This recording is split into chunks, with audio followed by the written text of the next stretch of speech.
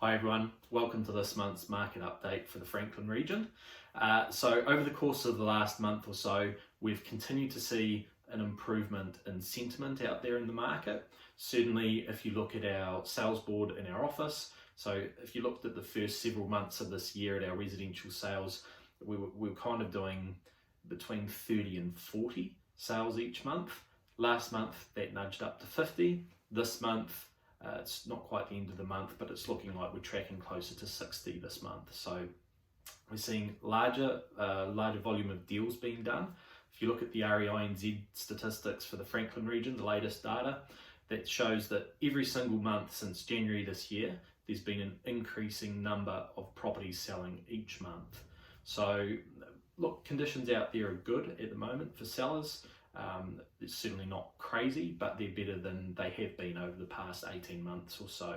I've also noticed on the odd occasion properties starting to achieve perhaps a little bit more than what we might expect that they would.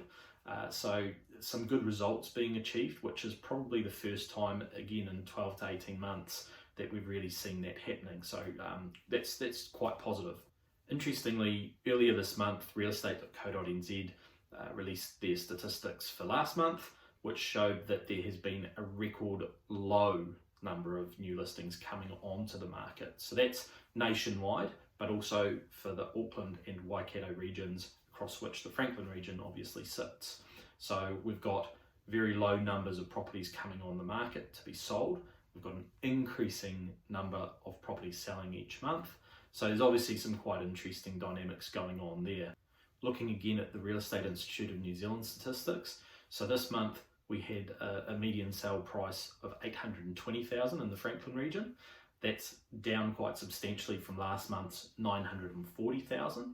So although it's come down quite substantially, it's still in the kind of $800,000 to $900,000 range, which is basically where the median price for Franklin has been sitting since the end of last year. So it's just been kind of bouncing around in that $800,000 to $900,000 range. Last month we obviously had a surprisingly good median sale price, but that's come back down into the range that it has been in for several months now this month. So the median days to sell a property, last month that was 70, which is quite long, has come down also to 47 days, but again that's not dramatically lower than it has been. It's been sitting around that sort of level in earlier months of the year as well. We've also seen a drop in the median days to sell. So last month I reported that it was at 70 days, the median days to sell a property in the Franklin region.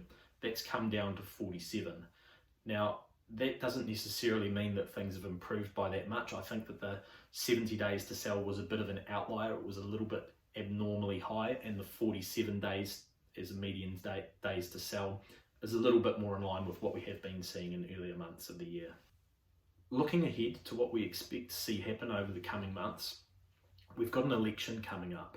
So an election is traditionally a time where the real estate market can slow down a little bit as people adopt a wait and see approach and sit on their hands a little bit to await the result of the election. This year we do have quite a lot of housing related policy that's being debated and that potentially will come into effect or not, depending on who's in government following that election. So I think the group that's going to be most affected by that will be investors. So we may see investors kind of sitting on their hands, waiting to see what happens as a result of the election and then determining what they're going to do from there. The other segments of the market obviously will potentially be affected as well, but not to the same extent, I don't think. But you may see that the market slows down a little in the lead up to that election. What we've also got is, I would say, not an unknown, but it will definitely be a factor, interest rates. So the Reserve Bank recently did another OCR review, and they've held the OCR where it is, and again reiterated that they don't see it going any higher than where they have it currently.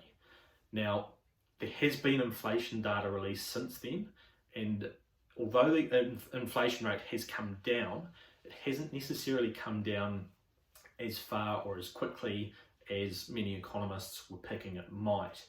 So it will be interesting to see at the next review of the OCR what the Reserve Bank has to say about that. And obviously interest rates will have an effect on the market. So if we have high interest rates for a long time, they're going to have a dampening effect on the market.